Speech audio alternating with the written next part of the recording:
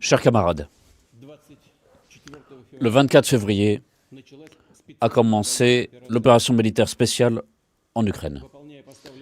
En remplissant les missions fixées et de sauver les civils du Donbass et protéger la sécurité de notre pays, les soldats et les officiers de l'armée russe se comportent en véritables héros.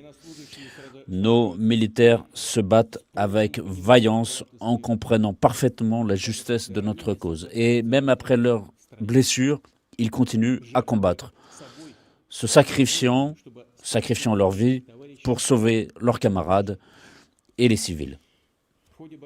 Au cours des combats, nos militaires et les rebelles du Donbass font preuve d'un très grand héroïsme.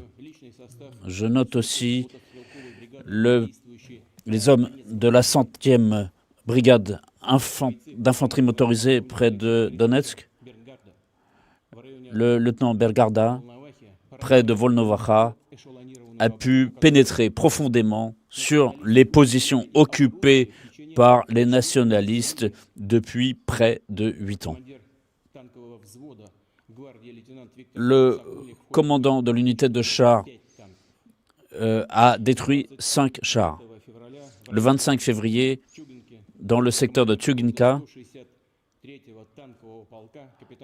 le capitaine Lovkin a fait face à un détachement de nationalistes qui comptait 15 chars et 6 BMP. En attaquant avec ses hommes, le capitaine Lovkin a réussi à détruire tous les BMP et 5 chars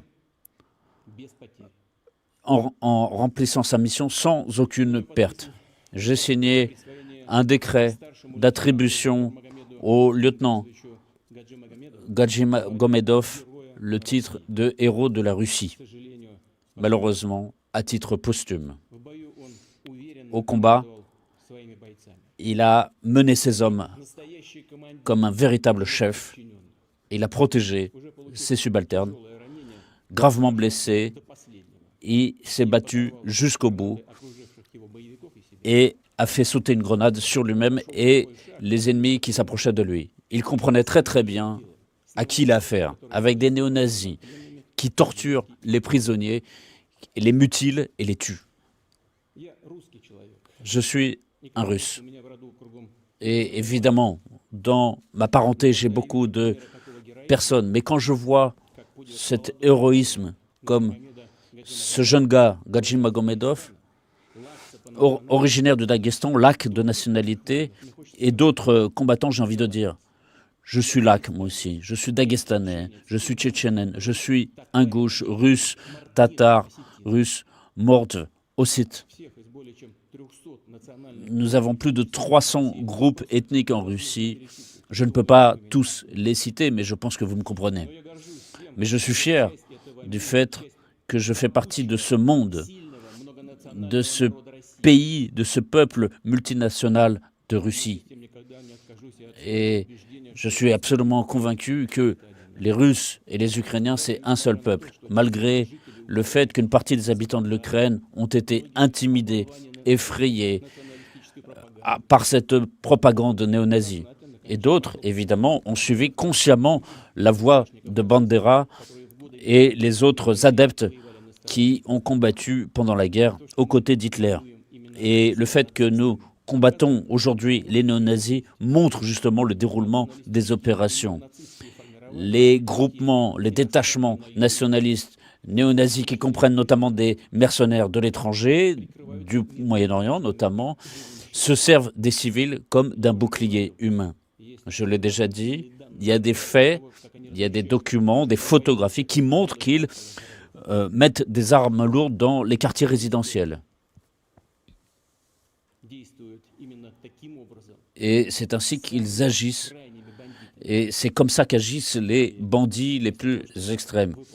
Et au lieu de remplir leur promesse de retirer les armes lourdes, au contraire, ils les placent dans les cours d'immeubles, dans les cours d'écoles, des chars, des canons, des mortiers. Ils ont pris aussi en otage des citoyens étrangers, et notamment des milliers d'étudiants qui faisaient leurs études en Ukraine. Ils ont bloqué pendant plus d'une journée à la gare de Kharkov 3170 étrangers. Et une grande partie d'entre eux sont toujours bloqués là-bas. Et c'est pareil aussi dans la ville de Souma, plus de 500.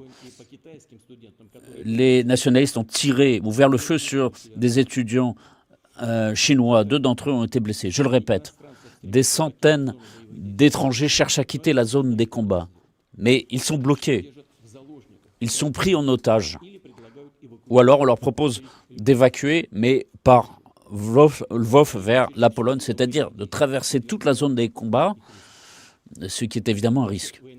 Nos militaires ont proposé des corridors d'évacuation dans toutes les zones de combat, sans exception, avec un système de transport pour que les étrangers sur place aient la possibilité de se mettre à l'abri. Encore une fois, je le souligne, les nationalistes ne permettent pas de faire cela. Et même, ils disent alors à ces étrangers de s'adresser à leurs services consulaires qui eux-mêmes cherchent à s'adresser au ministère ukrainien des Affaires étrangères. Donc ils sont abandonnés. Il y a pire encore, les néo-nazis font de même avec leur propre population. Comme je l'ai dit, ils se servent de la population comme d'un bouclier humain. Et nos militaires constatent des faits, par exemple, dans les villes de Donbass, à Severodonetsk, par exemple, dans d'autres villes. Les nationalistes chassent les habitants des appartements pour, dans les étages inférieurs, y installent, en cassant les fenêtres, des armements lourds, des chars dans les cours d'immeubles, et dans les étages supérieurs, ils installent des mitrailleuses. Seuls les fascistes, les nazis, se battaient de façon aussi inhumaine vis-à-vis de la population civile. Et quand les troupes soviétiques, en libérant l'Ukraine, se battaient de cette façon, ils ont rencontré ça. Encore une fois, nos officiers, nos soldats essayent d'éviter ce genre de pertes dans la population civile. Et malheureusement, ils subissent eux-mêmes des pertes. Et notre devoir est de soutenir nos camarades qui se battent pour défendre la sécurité de notre pays, notre peuple, le peuple. À toutes les familles des blessés et des morts au combat, il y aura des assurances avec des indemnités à hauteur de 7 400 000 roubles, avec des compensations mensuelles à chaque membre de la famille des morts. Mais en plus, il me paraît important d'établir aussi des indemnités supplémentaires pour les militaires et tous les participants aux opérations dépendant d'autres services de l'État qui participent à hauteur de 5 millions de roubles. Tous les militaires blessés lors des opérations recevront aussi des indemnités, c'est-à-dire une assurance et une indemnité spécifique. Et ceux qui sont, par exemple, contractuels et qui se trouvent placés inaptes au service militaire recevront une indemnité de 2 900 000 roubles. Et il y aura aussi des indemnités mensuelles. Tout cela est déjà prévu par la loi. De plus, il me paraît important de prévoir des indemnités complémentaires à tous les militaires et autres membres des services qui participent actuellement à cette opération et qui ont été blessés à hauteur de 3 millions de roubles. Encore une fois, je le souligne, aujourd'hui, nos soldats, nos officiers sur le territoire de l'Ukraine se battent pour la Russie, pour la population du Donbass, pour la démilitarisation, la dénazification de l'Ukraine, pour que ce territoire qui, depuis 30 ans, est transformé en anti-Russie, notamment avec des armes différentes, y compris peut-être nucléaires. Nous devons être fiers de nos forces armées. Nous allons continuer à célébrer la mémoire de nos camarades tombés au combat. Nous ferons tout pour défendre leurs familles, leurs enfants, leur donner une scolarité. Je vous demande de célébrer la mémoire de ceux qui sont tombés au combat au cours de l'opération spéciale en Ukraine.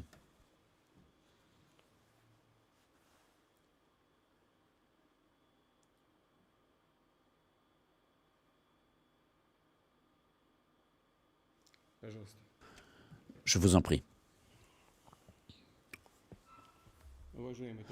Chers camarades, je tiens à dire que l'opération militaire spéciale se déroule strictement conformément au plan fixé.